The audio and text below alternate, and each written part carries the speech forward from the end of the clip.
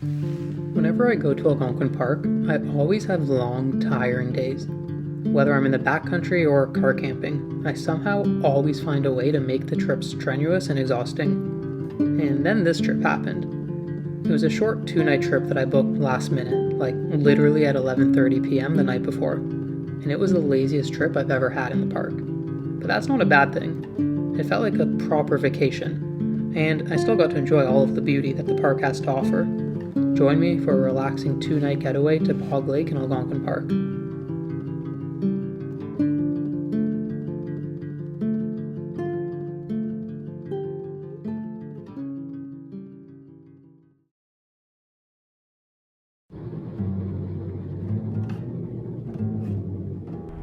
I arrived in the early morning to find my campsite vacant, which meant I was able to get camp set up before heading onto the water for the day. I just got to my campsite and I'm giving it a quick check. It's a pretty cool area, like with all the fog and the super tall pine trees. Like these are massive pine trees.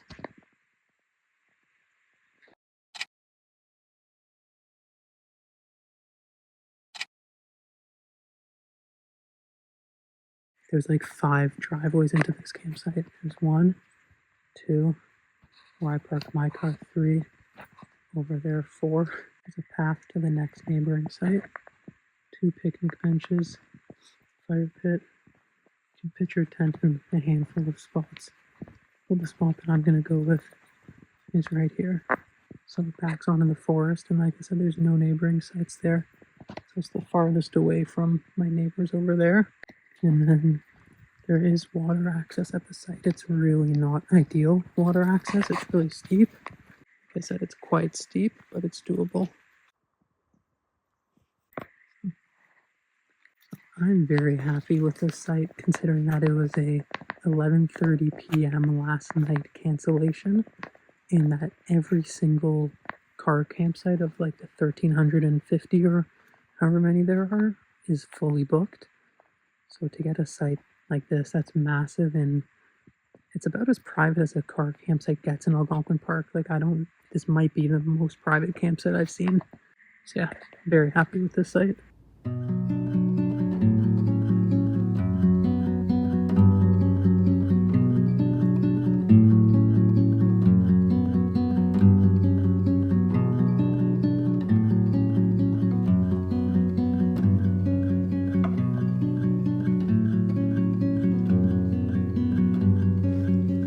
I set up my tent nearby the fire pit, but tucked away in a corner that was sheltered among the trees and far away from my one and only neighboring campsite.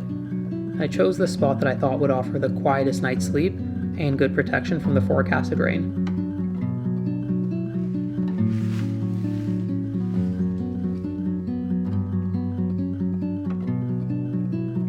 Speaking of the rain, next I set out my tarp. The trees at the campsite were perfect for a tarp setup. And to make life easier, I chose a spot directly over the picnic table. It was a lot easier than setting up the tarp elsewhere and then dragging the heavy table underneath it afterwards.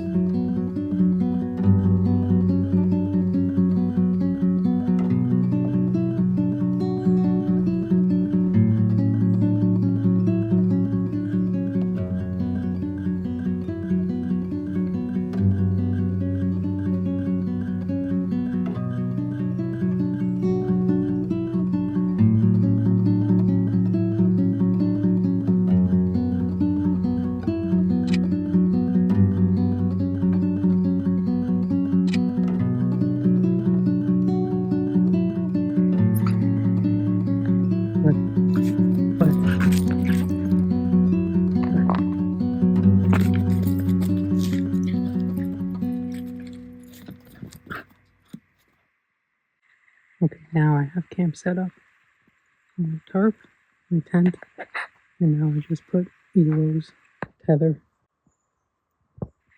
between 2 trees so that she gets a little bit of space to roam around at the campsite. Right, Elo?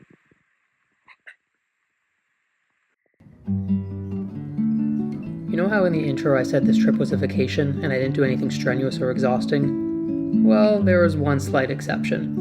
I did spend 4 hours paddling on a rock lake underneath the hot sun. To my credit, I paddled at a very leisurely pace, especially during the second half when the wind was at my back. I paddled all the way to the portage leading into Galeary Lake, stopping to check out a few campsites along the way that were missing from my existing campsite reports. After visiting 3 campsites, I now have almost every campsite documented on Rock Lake.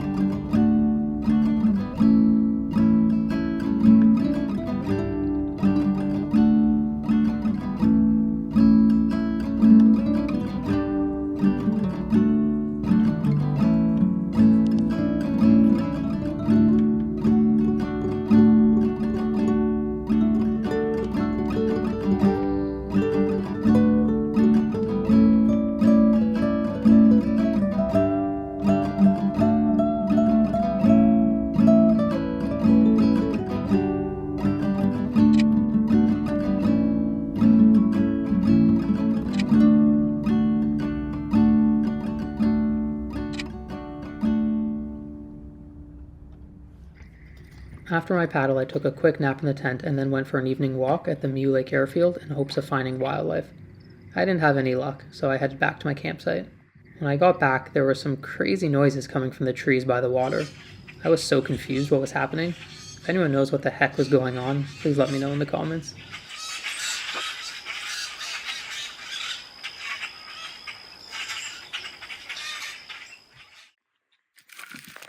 Stay.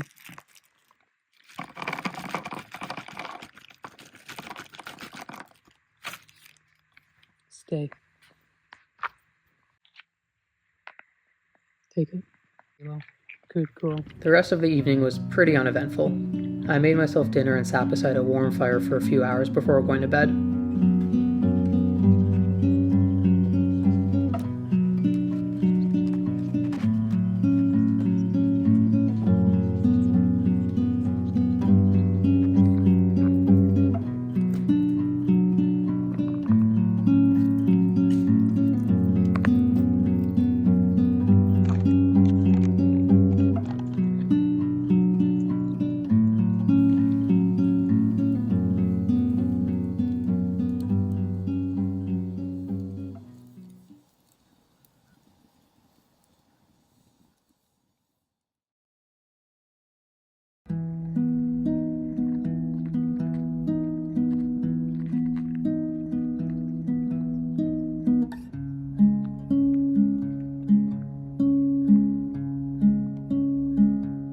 I had absolutely no agenda for day 2. No plans whatsoever. I took Elo for a short walk and then hit the road for a drive down the highway in search of wildlife. I didn't have any luck, but I did get to watch a very pretty sunrise while enjoying a brief rainbow in the sky, along with plenty of beautiful landscapes.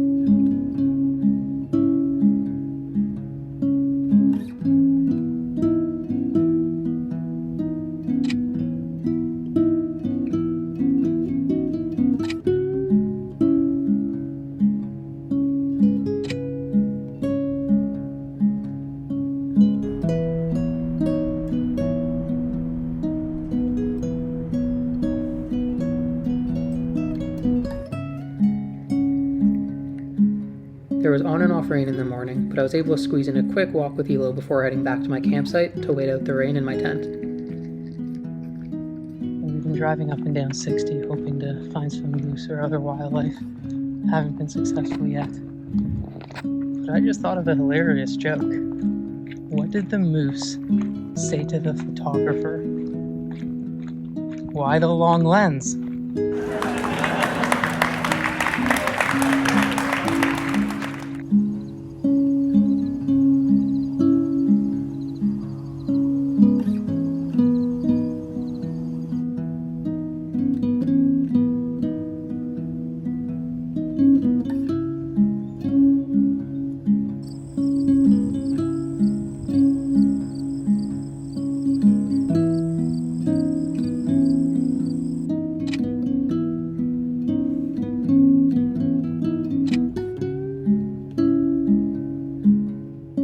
We were back at camp and in our cozy sleeping bags by 9 a.m. We took a little snooze because, like I promised, this trip was going to be a proper lazy vacation.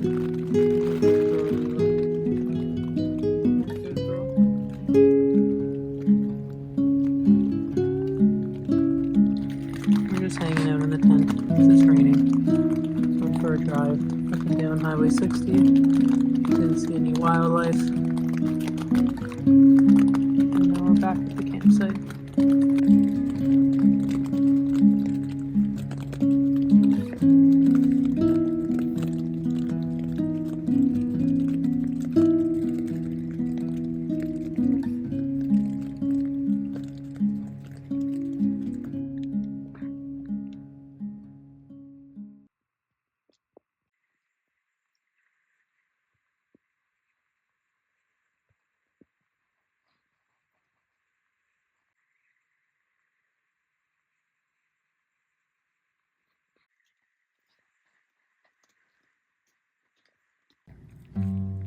Once the rain subsided, I decided to go for another walk with Elo, this time on an official trail, the Spruce Bog Boardwalk. The Spruce Bog Boardwalk is a very pretty trail with lots of nice photo opportunities.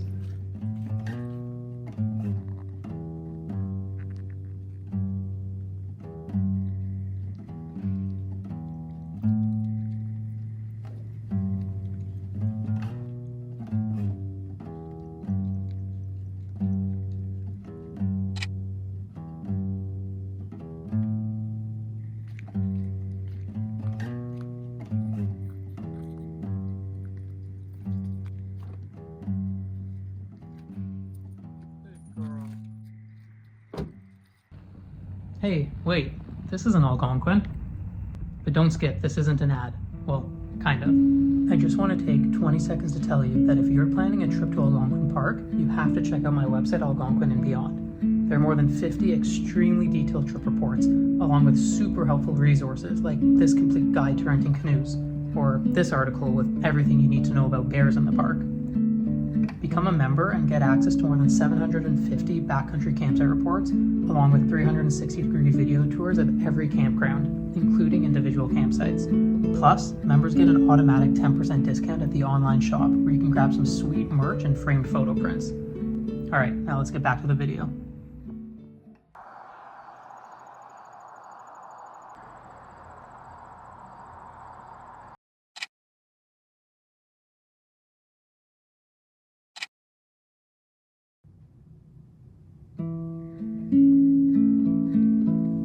Instead of having dinner at my campsite, I decided to drive to the Lake of Two Rivers campground and have dinner at the beach. I'm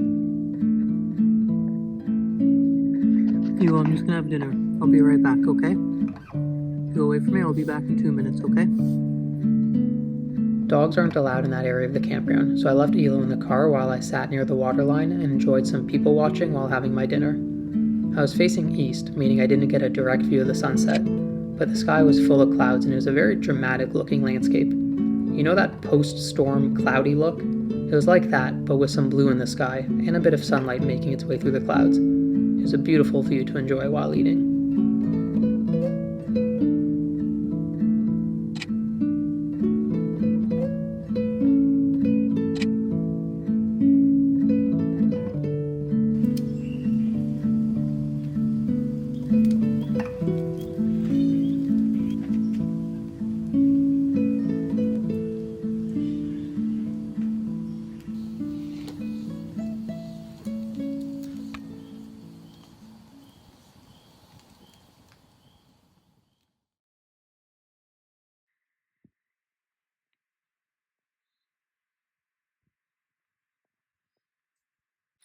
What's up? Oh, don't attack me, man. It's too early for your shenanigans. Morning of day 3, and it's a really gross morning. Rained all night, just like a gentle drizzle. So I'm gonna leave my stuff set up because I'm gonna hope that the sun does come out and dries everything off before I pack up. But for now, I just loaded the car with a bunch of stuff, and I'm gonna go for a drive, and then I'll come back and hopefully there will be some sunshine. Day 3 was a repeat of the first 2 days. I drove up and down the highway and took Elo for a walk while looking for wildlife the entire time. And just like the first 2 days, I had absolutely zero success finding wildlife. Well, let me clarify. I had zero success finding anything more exciting than some birds. But if this happens to be the first video of mine that you're watching, you'll want to go check out some of the other videos on my channel, because I had some insane wildlife encounters throughout the season. The lack of wildlife during this trip was an anomaly.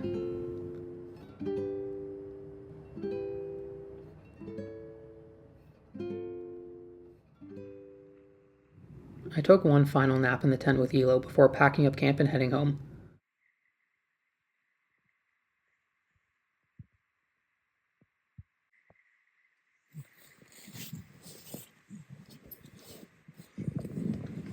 Oh, you're a silly girl. You're a silly girl, Elo.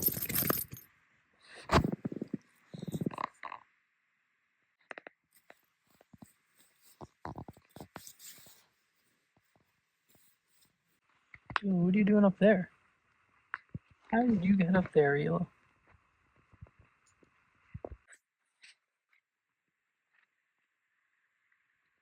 All of my gear was still wet from the rainfall, so I packed up camp slowly while letting everything dry out. I enjoyed every last minute of my reservation until the checkout time of 2 p.m.